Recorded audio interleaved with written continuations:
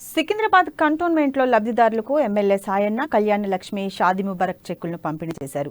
తిరుమలగిరి, సికింద్రాబాద్, మారేడుపల్లి మండలాల పరిధిలోని దాదాపు 66 మంది లబ్ధిదారులకు చెక్కులను అందించారు. 66,07,656 రూపాయల విలువైన చెక్కులను లబ్ధిదారులకు అందజేశారు.